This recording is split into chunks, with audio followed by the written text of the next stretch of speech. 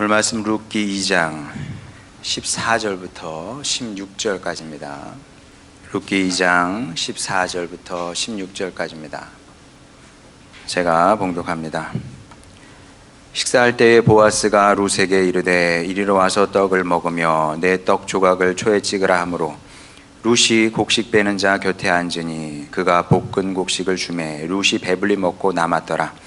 룻이 이삭을 주우러 일어날 때에 보아스가 자기 소년들에게 명령하여 이르되 그에게 곡식단 사이에서 줍게 하고 책망하지 말며 또 그를 위하여 곡식 다발에서 조금씩 뽑아 버려서 그에게 줍게 하고 꾸짖지 말라 하니라. 아멘. 성경은 하나님을 복 주시는 분으로 그리고 있습니다. 이거는 창세기부터 아주 분명하게 확실하게 강조하는 바입니다. 한번 보겠습니다.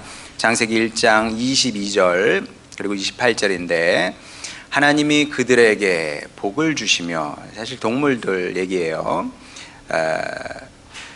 이르시되 생육하고 번성하여 여러 바닷물에 충만하라, 새들도 땅에 번성하라 하시니라. 자, 동물에게 복을 주시는 장면이고요. 28절입니다.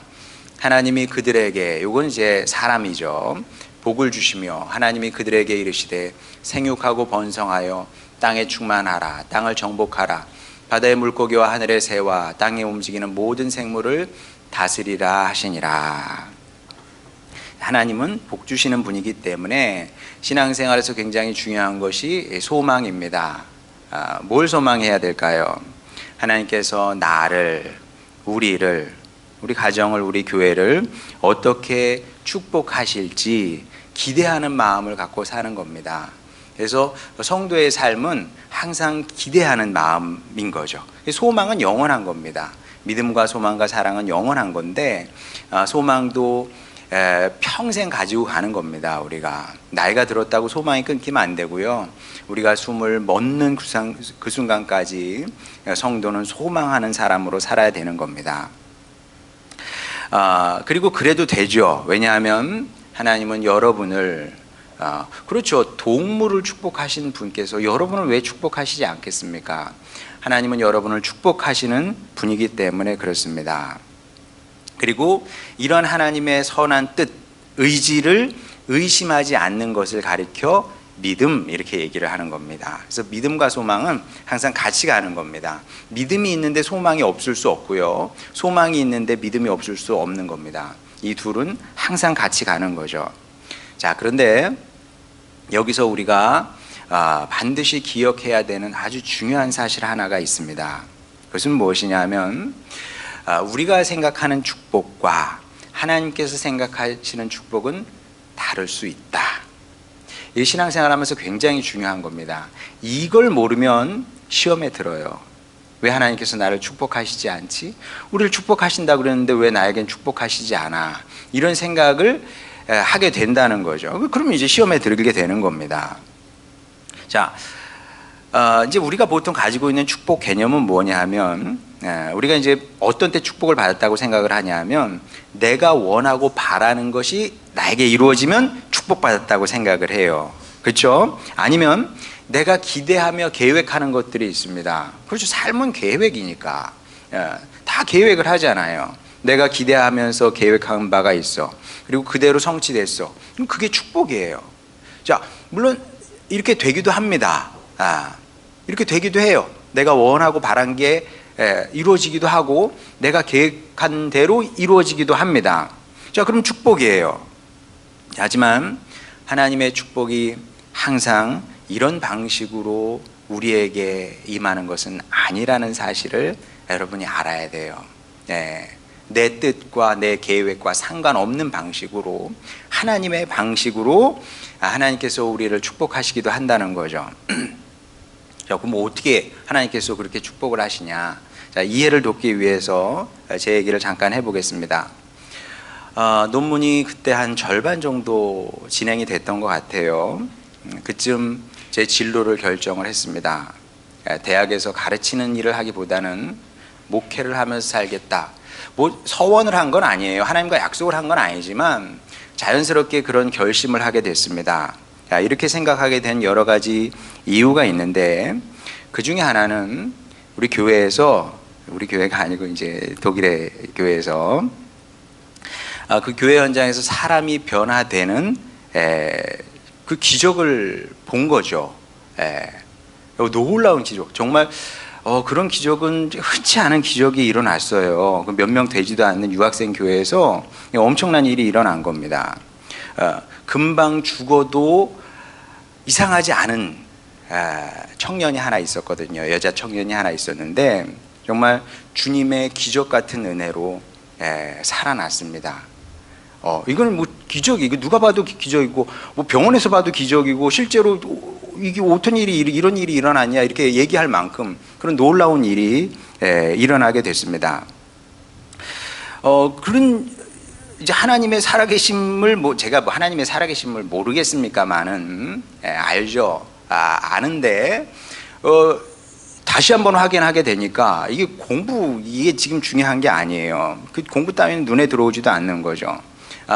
이게 사람 살리는 이 사역이 가장 중요하다는 사실을 이제 그냥 저절로 그냥 깨닫게 된 거죠. 이런 얘기는 제가 교회 개척하고 처음 해요, 사실은. 몰라요. 이제 제가 이제 50대 초반이니까 점점 시간이 지나면 그때 얘기도 하게 될지, 그때 이제 30대 초반 얘기예요. 그런 얘기를 할 날도 오겠죠. 제가 사실 출간을 하려고 책은 써놓기는 했습니다. 그랬다가 이제 뭐 이런저런 이유 때문에 그냥 제 파일로 그냥 잠자고 있는 상태인데, 그때 이야기들이 기록돼 있어요. 아마 언젠가는 뭐 자세하게 하게 될 날이 올 겁니다. 그걸 보면서 그래, 나는 목사니까 사역을 해야지. 사역을 해야 되는 거야. 목회 사역을 해야지. 이런 이제 굳은 결심을 하게 됐다는 거죠. 그래서 귀국해서도 한눈 팔지 않고 목회 사역에 헌신하게 됐습니다. 이게 가장 보람 있는 일이고 가치 있는 일이라고 생각했기 때문에 그렇습니다. 자, 그러면 그때가 이제 한 18년 전 얘기인데, 18년 전으로 다시 돌아가서 만약에 그때 결심을 할 당시에 지금 이런 모습, 제가 지금 이런 모습으로 목회하고 있잖아요. 이런 목회를 하게 될 거라는 것을, 18년 후에 이런 목회를 하게 될 거라는 사실을 알았다면 그때도 그때 동일한 결심을 했을까요, 여러분? 18년 전에 알았어요. 18년 후에 지금 이렇게 목회를 하고 있을 거라는 것을 알면서도 그렇게 결정을 했을까요? 잘은 모르겠는데 아마 다른 길을 찾으려고 하지 않았겠어요? 제가 이런 사역을 하려고, 이런 걸 계획하고, 이런 걸 꿈꾸면서, 기대하면서 그 목회를, 내 목회에 내 삶을 헌신하겠다, 미래를 다 던지겠다, 이렇게 결정을 했을 가능성은 굉장히 희박해 보입니다. 알았다면 아마 다른 길을 찾았을 가능성이 더 클 것 같아요. 그래서 아마 주님께서 우리의 미래를 이렇게 숨겨두시는 것 같아요. 가르쳐 주실 수 있는데 숨겨둬야 주님 전 그건 못하겠습니다 이런 얘기를 안 하잖아요. 자, 그렇다고 이제 오해는 하지 마시기 바라는데, 그때의 결심을 후회한다는 얘기는 절대로 아닙니다. 후회한 적 없고요. 앞으로도 없을 겁니다.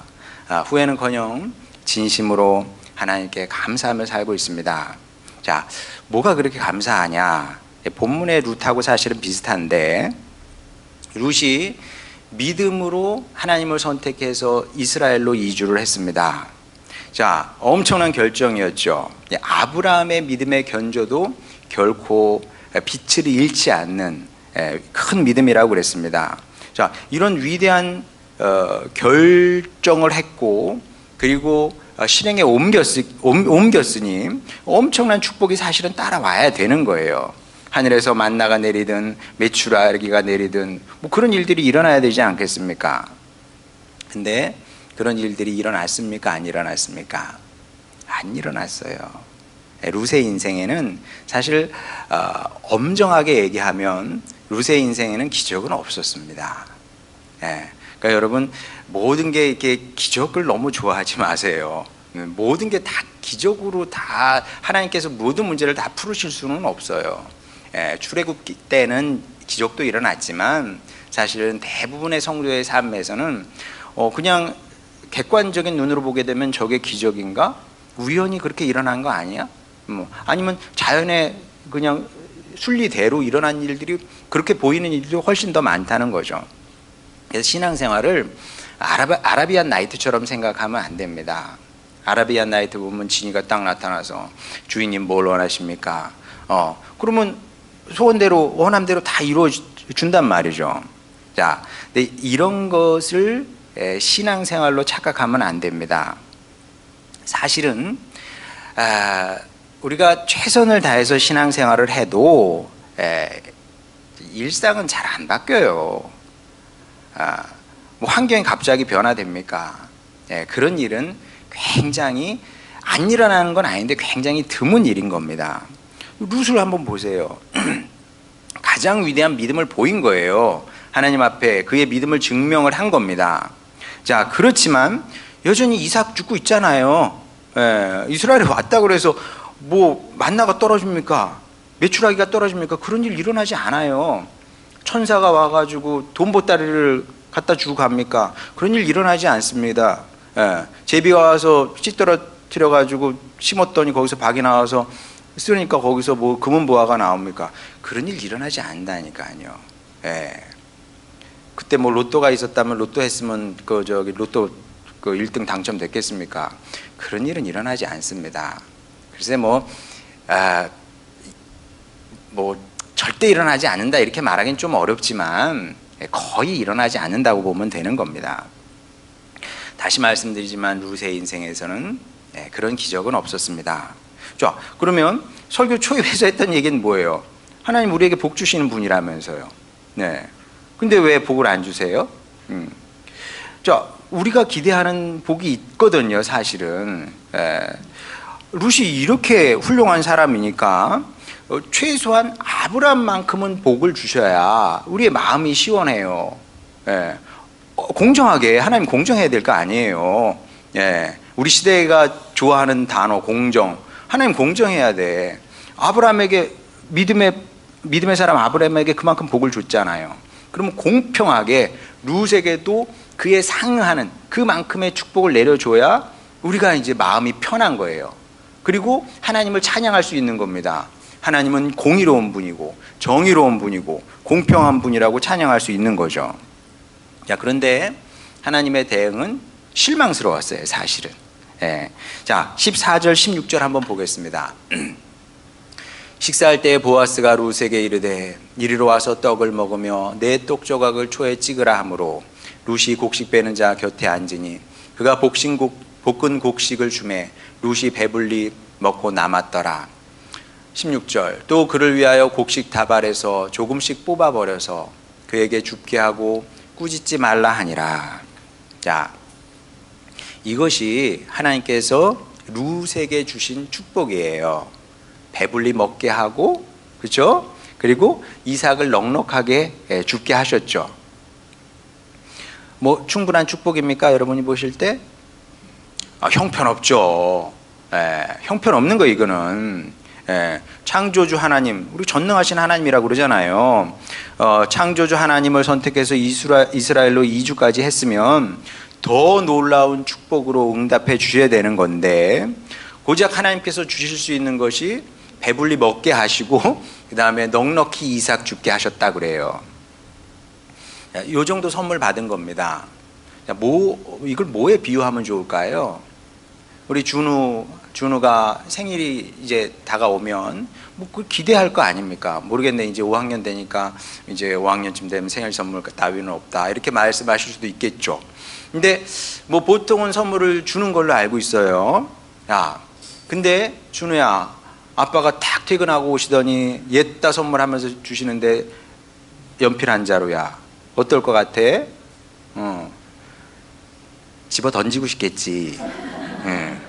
얘 진짜로 집어 던지고 집어 던지고 싶죠. 안 받는 게 나아. 이걸 받고 받았다는 소리를 들어요, 내가? 안 받는 게 나아요. 근데 사실 룻도 어떻게 보면 마찬가지입니다. 예, 이스라엘로 왔으나 내가 고작 받은 것은 한 끼 배불리 먹은 것과 그 다음에 넉넉히 이삭을 주운 것, 그 정도죠. 그게 무슨 축복이에요? 하나님께서 나에게 주실 수 있는 게 이것밖에 없어요? 자, 그런데 어쩌면 여러분이 신앙생활 하면서 이런 마음이 찾아올 때가 있어요. 좀 실망스럽죠. 하나님께서 나에게 주실 수 있는 게 고작 이거밖에 안 되나? 하나님 지금 우주를 만드신 분인데, 크신 분인데, 능력도 많으신 분이 왜 이렇게 나에게 섭섭하게 하시지? 따지고 싶을지도 몰라요. 주님께서 저에게 꼴랑 이거 주신 겁니까? 이게 다입니까? 이렇게 이제 반문하고 싶을 때가 있죠. 그 심정 제가 모르겠습니까? 저도 그 심정을 압니다. 저라고 왜 항상 감사하기만 했겠습니까? 하나님 참 박하시네요. 야박하시네요. 그런 생각이 올라올 때도 있었어요. 그렇지. 이제 하나님께서 나에게 주신 것이 고작 곡식 나달 더 줍게 하는 것이라면 실망스러운 게 당연한 거 아니겠습니까? 이 정도 축복을 누리자고, 이 정도 축복받자고 룻의 길을 따라 걷겠습니까? 룻처럼 살고 이 정도 내가 축복받기 위해서 룻처럼 살고 싶어요? 그럼 노 땡큐 하죠. 대부분의 사람들이 그거 하자, 그거 받자고 내가 그렇게 열심히 주님을 섬기고 싶은 생각은 없습니다. 그렇게 아마 대부분 생각을 할 겁니다. 자, 그런데 맞아요. 그렇게 생각할 수 있습니다만은, 그런데 제가 어느 순간 제가 살아온 길을 돌아봤어요. 사실 돌아보는 건 날마다 돌아보죠. 제가 어떻게 살아왔는지 날마다 돌아봅니다만은, 어느 순간 돌아보니까 정말 작은, 이건 축복이라고 말하기도 좀 애매한 것들이 있어요. 진짜 그런 자잘한 것들이 제 삶에 진짜 많이 있었더라고요. 근데 그 당시에는 그 의미를 잘 몰랐어요. 왜냐하면 작으니까, 주님 주셨으니까 받기는 하는데 대단히 감사하지는 않았어요. 근데 지나와서 보니까 그 작은 것들이 얼마나 크고 중요한 역할을 했는지 깨닫게 되더라는 거죠. 어떤 점에서 그러냐 하면, 그조차 없었다면 이 삶의 무게를, 그리고 이 사역의 무게를 견뎌낼 수가 없는 겁니다. 룻이 그래도 이따금씩 배가 부르고 이삭도 또 죽고 그러니까 또 그 힘으로 또 그 다음날 와서 또 이삭을 주울 수 있는 거 아니겠습니까?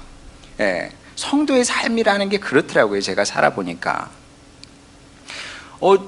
제가 살아온 길도 보게 되면, 사역의 길도 보게 되면, 바다가 갈라지고 땅이 솟고 그런 일들은 일어나지 않았죠. 그런 일은 일어나지 않았지만, 삶의 구비마다 주님께서 허락하신 소소한 위로, 또 격려의 사건들이 있었거든요. 왜냐하면 이런 것이 정말 꼭 필요한 이유가 왜 그러냐면, 위로만 필요한 것이 아니라 사실 날마다 제 스스로에게 묻는 것이 있습니다. 집사람도 마찬가지예요. 집사람이 저에게 얼마나 자주 물어보는지 몰라요. 지금도 자주 물어봅니다. 여보, 우리가 하는 일 맞아? 우리 잘하는 거예요? 그렇게 많이 물어봐요. 저도 마찬가지입니다. 설교 준비하면서도요, 많은 생각을 합니다. 주님, 제가 주님을 대신해서 성도들에게 말씀을 전해야 돼요. 주님의 뜻을 전하는 겁니다. 연설하는 게 아니에요. 제가 여러분을 무슨 세뇌시키는 것이 아닙니다.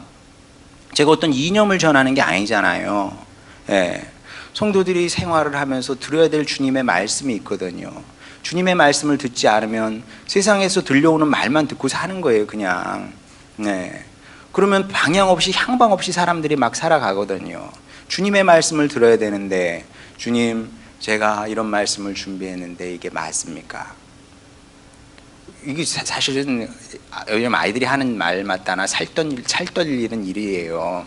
주님께서 당신을 대신해서 강대상에 세워줬는데 이상한 얘기나 하고 와. 들어도 그만, 안 들어도 그만, 아니면 들어서 오히려 해를 끼치는 그런 말이나 하고 내려와. 그럼 그게 뭡니까? 그 책임을, 그게 죄예요. 그걸 어떻게 감당할 거예요? 쉬운 게 아니에요, 사역이. 자, 근데 이제 그때마다 주님께서 이게 작은 이제 사인을 주시는 거죠. 뭐 오래전 얘기입니다만은 이제 몇 가지만 얘기하면 두 가지만 얘기를 하죠. 어떤 사인인지. 개척하고 얼마 지나지 않았을 때, 이것도 처음 얘기하네요. 개척했을 때 전도사님 부부 2명, 이상철 집사님, 송금 집사님 부부 2명, 김현영 집사님, 그 다음에 또 하나, 그 식구가 죽음에서 건짐을 받았어요. 하나님께서 엄청난 기적을 보여줬고, 그저 정말 출애굽기에 일어났던 그 기적의 버금갈만큼 얼마 놀라운 기적을 경험한 사람입니다. 그리고 뭐 이런 얘기하기는 좀 그렇습니다만은 집사람과 죄가 없었다면 죽었을 거예요. 인생 망쳤을 겁니다. 저희를 통로로 도구 삼아서 하나님께서 역사를 하신 거거든요. 그리고 이제 우리나라에 왔는데 이 욕심 그리고 현실의 이 유혹 이런 것들을 감당하지 못하는 거예요. 참 괴롭죠. 그걸 어떻게 해? 말하면 잠깐 돌아와. 그리고 다시 가. 이게 반복이 되는 거죠. 계속 반복이 되다가 어느 순간 이 긴장 관계가 우리는 가만둘 수는 없어요. 죽음의 길로 자꾸 가려고 그러니까 얘기해. 어느 순간 이제 듣기 싫어. 다 끊어져 버린 거죠. 그래서 교회 안 나오겠습니다. 이렇게 된 거예요. 그러지 않아도 8명밖에 없는데 우리 부부까지 이제 하나 나가서 이제 7명이 된 거예요. 그날 주일날 5월달이었어요. 5월달이었는데 뭐 참 힘들었죠. 마음이 힘들고 이렇게 찬양하고 있는데 저쪽 교회 있을 때예요. 우리 이렇게 유리 벽이었잖아요. 유리 예배 드리고 있는데 누가 슉 들어오는 거예요. 그랬더니 문 열고 저기 앉더라고. 그 식구도 교회 나가긴 했어요. 나가긴 했는데 딱 들어왔는데 딱 드는 생각이 그래 하나님께서 내가 너희와 함께하니 계속 이 일을 해라. 그런 사인으로 그런 음성으로 딱 느껴지더라고요. 그래서 한 명은 나갔는데 한 명이 들어와서 다시 힘을 내서 그 새로운 한 사람 들어왔으니까 완전 생짜배기였거든요. 나갔어요. 근데 어쨌든 하나님께서 내가 너희와 함께한다. 너희의 방향성이 틀리지 않다. 그렇게 가르쳐 주시더라는 거죠. 그리고 저는 교수할 생각이 없었거든요. 3년 반 전에 뭐 솔직히 말씀드리면 이제 아이들도 크니까 뭐 돈도 더 많이 들어가고 그러잖아요. 3년 반 전에 호수대에서 전화가 왔어요. 갑자기 교수님이 제가 조직신학 전공인데 조직신학 교수님이 사표를 내고 나가버렸대. 10월 달에 호서대 개교 이래 이런 일이 없었대요. 처음 있는 일이래요. 그래서 찾아보니까 조직신학 전공한 사람이 천안에 뭐 저밖에 없죠. 와서 강의하라고 그러더라고요. 그래서 이제 시간 강사로 시작을 했고 그 다음에 이제 2월 달로 만기가 됐는데 만료가 됐는데 원래 그냥 끝나는 거예요 그걸로. 근데 또 학교에서 이제 그 겸임 교수로 채용해 줄 테니까 뭐 이력서 뭐 서류를 제출하라고 그러더라고요. 그래서 이제 다 됐고 이제 도장만 찍으면 되는 그런 상태가 됐습니다. 저는 교수할 생각이 없었는데 물론 이제 뭐 겸임 교수는 전임 교수는 아닙니다만은 전임 교수는 저도 할 생각이 없으니까 제가 하늘소망교회 담임 목사직을 던지고 전임 교수로 가겠습니까?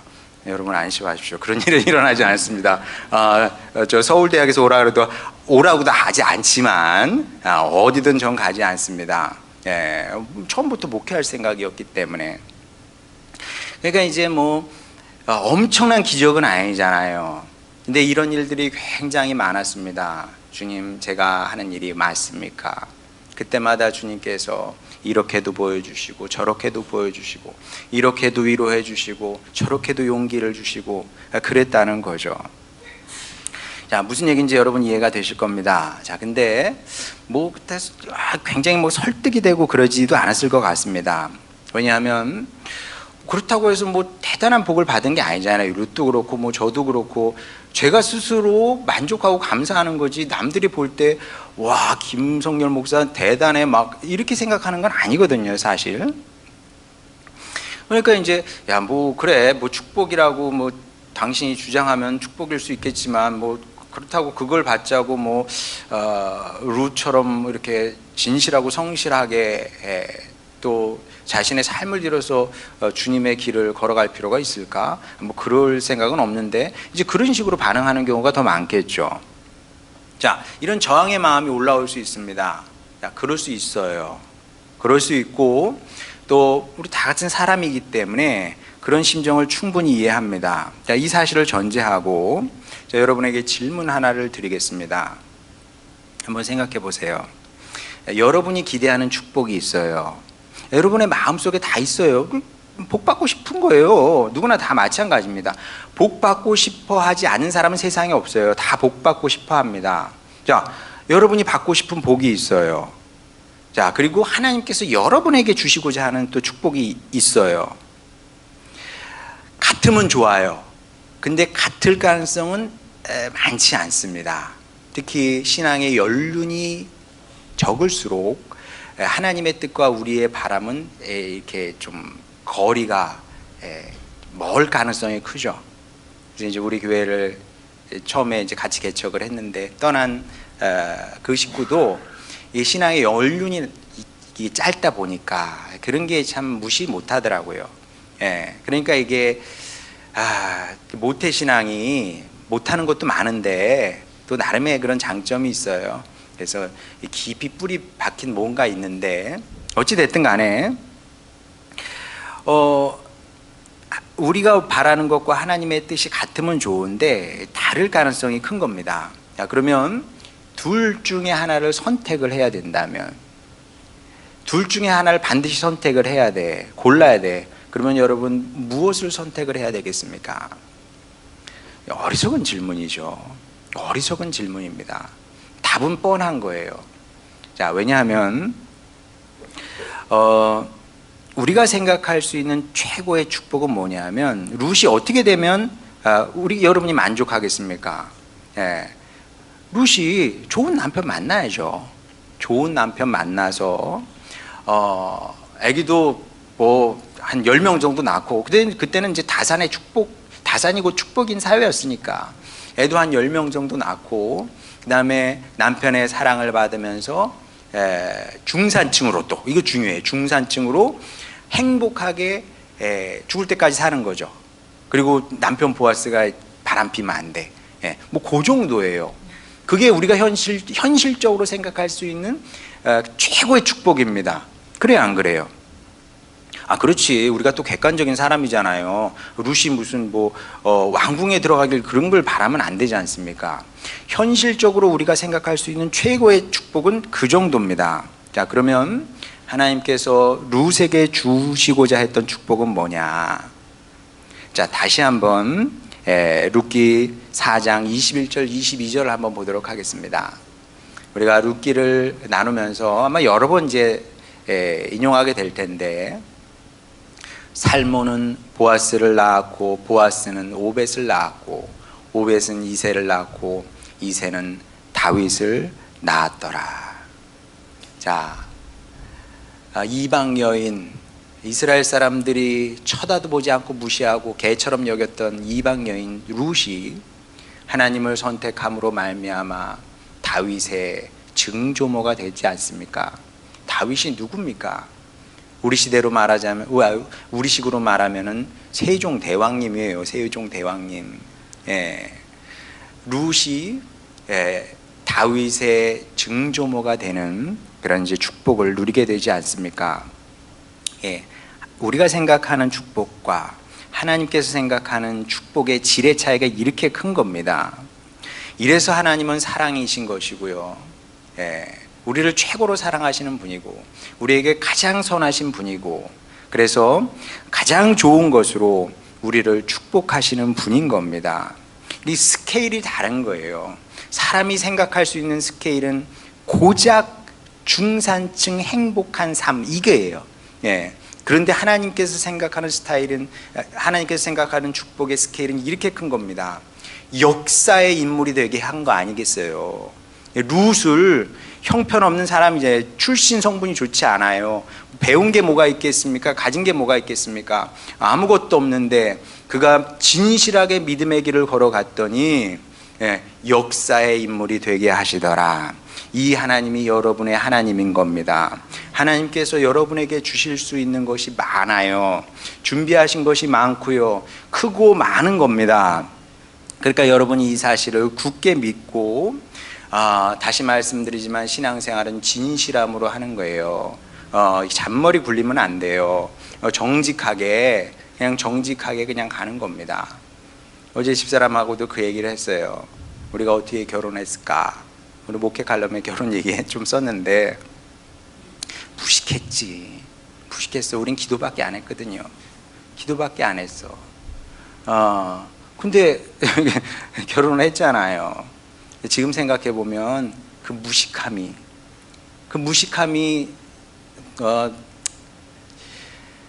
믿음의 무지라고 해야 되나? 그렇게 살았어요. 그렇게 살았고 앞으로도 그렇게 살 생각입니다. 단순무지하게 하나님을 믿고 여러분도 그렇게 사시면 돼요. 이 방향성이 맞아요. 이 방향성으로 믿음으로 쭉 살아내시기를 바랍니다. 그러면 어떻게 될까요? 여러분이 상상하고 여러분이 계획하는 축복 아무것도 아니에요. 그것을 넘어서 룻에게 주신 축복, 그런 놀라운 기적의 역사를 여러분의 인생 가운데도 허락하게 되실 것이고 그렇게 주님과 함께 이 땅에서 이기며 살 뿐만 아니라 위로받을 뿐만 아니라 주님 나라에서 더 큰 역사가 우리를 통해서 이루어졌음을 확인하게 될 겁니다. 이 역사의 하나님을 여러분의 하나님으로 삼으시고 역사의 하나님의 축복 가운데 여러분도 역사를 만들어가는 그런 은혜를 축복을 누리는 주님의 자녀 되시기를 주님의 이름으로 축원합니다. 우리 찬양 부르고 기도하도록 하겠습니다.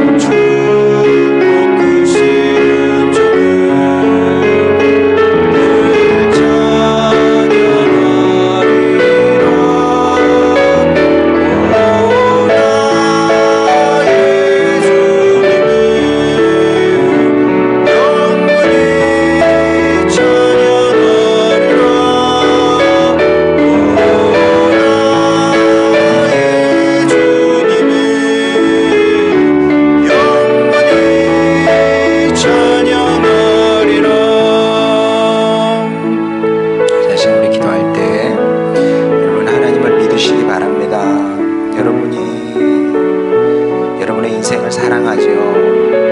애달습니다. 내 인생 한 번밖에 못 사는 건데 잘 살고 싶죠. 네, 여러분, 주님은 여러분이 사랑하는 것보다 더 사랑하시고요, 여러분이 여러분의 인생을 근심하는 것보다 주님은 여러분의 인생을 더 많이 근심합니다. 여러분이 원하는 것보다 더 많은 것을 주시려고 하시고요, 계획하고 계십니다. 여러분은 이 사실을 믿고 그냥 한 걸음 한 걸음 주님의 길을 걸어가면 되는 겁니다. 오늘도 믿음을 지키고 내일도 믿음을 지키며 소망 잃지 않고 살아가면 되는 겁니다. 그러면 하나님께서 여러분을 이 시대의 루시아 아니라 그 이상의 사람으로 축복하실 겁니다. 어쩌면 이 땅에서 우리는 우리 삶의 의미를 다 알지 못하게 될지도 몰라요. 분명히 그럴 겁니다. 룻도 살아냈으나 그 삶의 의미를 죽은 다음에 알게 된 거 아니겠습니까? 여러분, 이 사실을 믿고 하나님은 여러분을 축복하시려고 하십니다. 여러분에게 최고의 것으로 주시려고 하십니다. 이 믿음으로 우리는 그저 살아내면 되는 겁니다. 살아내십시오. 그리하여 주님 주시는 축복을 받아 누리는 여러분이 되었으면 좋겠습니다. 주님, 제가 이 일에 승리하겠으니 힘 주시옵소서. 때마다 시마다 위로하시고 격려하셔서 이 길을 걸어갈 수 있는 힘을 주시고, 그리하여 주여, 저도 주님의 역사를 이루는 사람이 되길 원합니다. 축복하여 주시옵소서. 이런 기도 제목으로 주님께 나가도록 하겠습니다. 기도하시겠습니다. 우리를 사랑하시는 아버지 하나님, 여기 주님의 자녀들이 있습니다. 아버지 하나님, 주여, 주님, 우리를 향한 주님의 선하시고 아름다운 뜻이 있습니다. 아버지 하나님, 그 뜻을 이루는 주님의 백성이 되기를 원합니다. 아버지 하나님, 주여, 힘들고 어려워서 포기하지 않게 하여 주시옵시고 끝까지 주님을 믿고 의지함으로 아버지 하나님 이 길을 감으로 말미암아 주여, 우리를 향한 주님의 계획이, 선하신 계획들이 다 이루어지게 되는 것을 보기를 원하나이다. 아버지 하나님, 주여, 그렇게 우리가 이 시대에 무시되기를 원하오니 아버지 하나님, 주여, 우리가 룻처럼 진실한 신앙이 되기를 원합니다. 아버지 하나님, 조변 섞게 하지 않게 하여 주시옵시고 끝까지 믿음으로 주님을 붙들고 또 주님 말씀을 따라 살아가게 하여 주셔서 아버지 하나님, 우리를 통해서 주님, 아무도 계획하지 못하고 상상할 수도 없었던 놀라운 역사가 우리 가운데 이루어지게 되는 것을 보기를 원하나이다. 주님, 축복하여 주시옵시고 그렇게 우리 하늘소망교회 식구들 아버지 하나님, 주님의 사역자로 주님의 일꾼으로 주여 영원한 생명책에 기록되기를 원하오니 아버지 하나님, 가장 좋은 것을 선택하며 살아가는 축복의 자녀들 되게 하여 주시옵소서. 사랑하는 아버지 하나님, 우리의 기도를 들으심을 믿습니다. 가장 좋은 것을 선택하며 살겠사오니 주여, 주님께서 계획하시고 예비하신 모든 좋은 것들을 받아 누리는 우리 하늘소망 식구들 되게 하여 주시옵소서. 예수님의 이름으로 기도드렸습니다. 아멘.